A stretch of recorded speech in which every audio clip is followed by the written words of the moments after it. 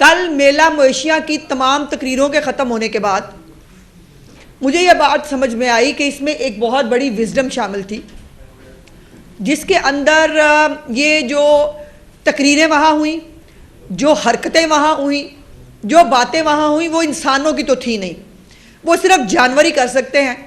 और वो मेला मवेशियाँ जो है उसने अपनी तमाम रिवायात को बरकरार रखा। कल इस पार्टी के जो बलवाई हैं उन्होंने इस्लामाबाद में रह के सच करके दिखाया है कि जो खदशात इनके बारे में कल भी थे वो आज भी हैं, और ये जब जब निकलते हैं ये सिर्फ फसाद कर सकते हैं, ये जब जब निकलते हैं ये जलाओ घिराव कर सकते हैं। और इनके खमीर में शायद अब ये शामिल हो गया है कि इनसे इंसानों वाली कोई बात, इनसे कोई तहजीब की बात, इनसे कोई अमन अमान की बात आप एक्सपेक्ट नहीं कर सकते। कल इस्लामाबाद पुलिस के सीनियर अफसर समेत जो है बहुत सारे एहलकार जो हैं उनको पथराव उनके ऊपर किया गया, उनको ज़ख्मी किया गया। कल जरताज गुल साहिबा भी टार्जन बनी हुई थी और टार्जन बन के उन्होंने जो है वो कंटेनर्स गिरा के वो फतह का इजहार कर रही थी। अब जब इनको कानून पूछेगा कि जो आपने कानून को हाथ में ना लेने की गारंटियां दी थी वो आपने पूरी नहीं की, फिर कहेंगे इनके साथ जुल्म हो गया, इनके साथ सियासी इंतकाम हो रहा है। लेकिन 9 मई को भी तमाम जो चीज़ें हैं वो पूरे पाकिस्तान ने कैमरे की आंख ने सबको दिखाई थी। कल भी सबने सब कुछ देखा है। और कल मैंने कहा था कि पाकिस्तान मुखालिफ तकरीरें होंगी। मैंने आपको बताया था कि ये जो फितना गैंग है उसके कारिंदे पाकिस्तान में हालात ख़राब करने की कोशिश करेंगे, वो हुआ।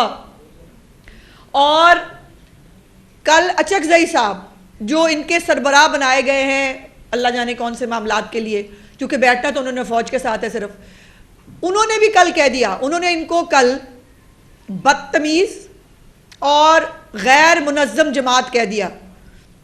गैर मुनज़्ज़म जमात जो है वो फिर झुंडी होता है और वो जो है वो गैंग ही हो सकता है, जमातें तो मुनज़्ज़म होती हैं। और उन्होंने कहा कि जिनकी जिस स्टेज पर चढ़ने से पहले जब जेब कतर जो है वो जेब कतरे अपना काम दिखा दें और जो है वो उस तरह के लोग इनकलाब नहीं लाते। तो वो सोशल मीडिया पे बहुत कुछ चलता है, कौन से लोग इनकलाब नहीं लाते, मैं उसकी डिटेल में नहीं जाना चाहती। कल अमीन गंडापुर ने फिर से लाइन क्रॉस की। कल अमीन गंडापुर ने फिर से अपनी ख़ानदानी तरबियत दिखाई, ये कहते हुए मुझे तकलीफ़ हो रही है, क्योंकि ये पहली दफ़ा नहीं हुआ। इस आदमी का बदतमीज़ी करना, गंदी ज़बान औरतों के बारे में इस्तेमाल करना, धमकियाँ देना, इसका पुराना तरीका वारदात है। लेकिन मैंने हमेशा आज से पहले तक ये कहा कि मुझे इनके घर की औरतों से हमदर्दी है।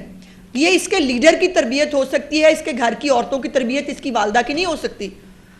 लेकिन बार बार पॉइंट आउट करने की बजाय जब इसमें इजाफा हो रहा है तो मैं ये कहने पे मजबूर हूँ कि शायद इनके घर की औरतें मजबूर हैं या वो इसकी तरबियत ही ऐसी नहीं कर सकी कि इस आदमी को तमीज़ सिखाई जा सके।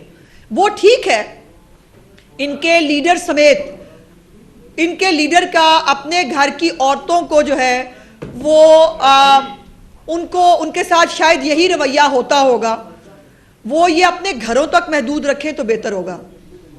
लेकिन ये इमरान खान के साथ अब ये इनकी ख़ानदानी तरबियत भी मुझे लग रही है, क्योंकि इनकी वालदा साहिबा को जब पहली दफ़ा इसने लाइन क्रॉस की थी, इसकी वालदा साहिबा को इसको मना करना चाहिए था। इसकी बीवी को ये कहना चाहिए था कि हम शर्मिंदा होते हैं तुम्हारी ज़बान से। इसकी बहनों को ये कहना चाहिए था कि तुम्हारी वजह से हमारे सर झुक जाते हैं जो ज़बान तुम इस्तेमाल करते हो औरतों के बारे में। लेकिन अब मैं ये कहने पे फिर मजबूर हूँ कि इसकी ख़ानदानी तरबियत ही शायद ऐसे हुई हुई है। दूसरा, कल गंडापुर ने पंजाब के ऊपर लश्कर कशी करने का इंदिया दिया है। मैं गंडापुर साहब को याद कराना चाहती हूँ, साहब मैंने वैसे क्यों कह दिया, मैं उसे याद कराना चाहती हूँ चूँकि प्रॉब्लम यह है कि हम चाहते थे तहजीब, अखलाकियात वो, लेकिन प्रॉब्लम यह है कि इनको वो ज़बान समझ ही नहीं आती। इनको जो ज़बान समझ आती है इनसे अब उसी ज़बान में बात की जाएगी और ये वही डिज़र्व करते हैं। हमने वो दिन देखा हुआ है जब अपना गंडापुरी शहद जो है लेके ये इस्लामाबाद की सड़कों पर ना एक एसएचओ को देख के भाग रहा था। इसको पंजाब पे लश्कर कशी करने का जो शौक आया है, करके देखे। और मैं किसी लिसानियत में नहीं जाना चाहती, मैं कोई सूबों को जो है वो पंजाब पख्तून की कोई लड़ाई, ये यहाँ पर बुनियादी हकूक जो इनके हैं, उसके बाद हम पंजाबियों के बुनियादी हकूक हैं। मैं यहाँ पंजाबी पख्तून की बात नहीं करना चाहती, लेकिन कुछ सवालात हैं जो मुझे उठाने पड़ेंगे, जो मुझे पूछने पड़ेंगे कि आप पाकिस्तान के साथ आखिर करना क्या चाहते हैं। ये इमरानदारी पाकिस्तान को आज तक कितनी महंगी पड़ी और मजीद कितनी महंगी पड़ेगी, इसका अंदाजा हो रहा है किसी को? मुईशत ऊपर जा रही है, मुईशत बेहतर हो रही है, महंगाई सिंगल डिजिट पे आ रही है। वो अपना फितना फसाद लेके बाहर आ गए। और हाँ, 15 दिन में गंडापुर ने अपना लीडर रिहा कराना है। मैं 20 दिन देती हूं, कराए रहा, देखते हैं। दूसरों को पटवारी पटवारी के ताने करते हुए अगलों ने ना पटवारी छोड़ा, ना जो है वो हेल्थ के महकमे के लोग छोड़े, ना तालीम के महकमे के लोग छोड़े। और मैं अभी कुछ देर पहले एक खैबर पख्तूनख्वा के हमारे एक सहाफ़ी हैं, उनका व्लॉग था गालिबन, वो मैं देख रही थी। उसमें बाकायदा उन्होंने कहा सरकारी कॉलेजेस से जो बच्चे हैं उनको किस तरह से वहाँ से उनकी हाजिरियाँ लगा के ले जाया गया, वो देखा। और फिर खैबर पख्तूनख्वा हाउस से जिस तरह से सरकारी पैसों पे जो है वो हायर की गई गाड़ियाँ, वैगने, खैबर पख्तूनख्वा के वज़ीर आला हाउस से निकली, वो सबने वो देखी है, उसकी वीडियो बनी है। इसका हिसाब को लेना पसंद फरमाएगा। और जिन्होंने बड़ा जज्बाती होके इनको जलसे की इजाज़त दी, बुनियादी हकूक़ हैं, जलसे की इजाज़त दें। आज वो अपने आप से भी और इनसे भी सवाल पूछेंगे कि क्या ये मुल्क इनको जहेज़ में मिला है कि इसको आग लगा दें, जब दिल चाहे इसको आग लगा दें, जब दिल चाहे ये जो है वो पुलिस वालों को मारना शुरू कर दें। इनको रोको तो ये मारते हैं और फिर कहते हैं कि हमें रोका क्यों नहीं। अब 9 मई के ऊपर सारी कैंपेन किया है, हमें रोका ही नहीं किसी ने। हम इतने मासूम मजलूम बाल थे कि हम आग लगाने जा रहे थे, हमें रोकना चाहिए था आपको, हमने रोका नहीं। हालांकि वो अली नासिर रिजवी समेत जितने लोगों को मार पड़ी थी 9 मई को यहाँ पे कैंट के अंदर, जितनी गाड़ियाँ पुलिस वालों की जलाई गई थी, वो रिकॉर्ड का हिस्सा है। लेकिन मजाल है कभी किसी ने इनको पूछा हो? धड़ाधड़ जमानतें दो, कुछ भी हो जाए पूरे पाकिस्तान में सबसे ज्यादा जमानतें इस्लामाबाद हाईकोर्ट से मिलेंगी इनको। किसी भी चीज का रिलीफ चाहिए सबसे पहले जो है इस्लामाबाद हाईकोर्ट से मिलेगा इनको। और जो खैबर पख्तूनख्वा का हाउस है इस्लामाबाद में, वो सेफ जोन है दहशतगर्दों के लिए। जो जहान का 9 मई का दहशतगर्द है वो वहां पल रहा है सरकारी पैसे के ऊपर। ये आलम है। मैं रियासत पाकिस्तान से और वफाकी हुकूमत से भी ये गुजारिश करती हूँ कि कल जो हुआ है उसकी माफ़ी नहीं मिलनी चाहिए, वरना हम जो बार बार कह रहे हैं ना 9 मई की तैयारी है, एक और 9 मई की तैयारी है, वो हो रही है। और अब भी ये 9 मई जो है वो अगला शायद लाहौर में आके करना चाहते हैं।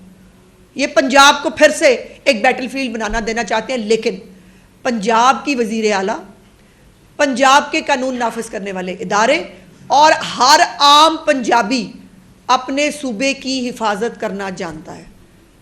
इस सूबे ने सरहदों की हिफाजत करनी हो, इस सूबे ने दहशतगर्दी के खिलाफ लड़ना हो, इस सूबे ने पाकिस्तान के अंदर, सूबे के अंदर अमन व अमान बरकरार रखना हो, हर तरह की कुर्बानी दी है और हमें कुर्बानी देनी आती है।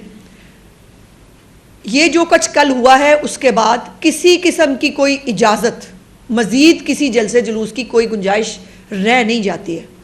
लेकिन उसके बावजूद अगर अभी भी किसी को इनकी सहूलतकारी करनी है, अगर अभी भी किसी को इनके बुनियादी हकूक़ के नाम के ऊपर मुल्क को आग लगानी है, तो मैं ये कहने में एज ए पाकिस्तानी हक में जानिब हूँ, आप भी सहूलतकार हैं और आपकी सहूलतकारी के साथ पाकिस्तान पे हमला हो रहा है।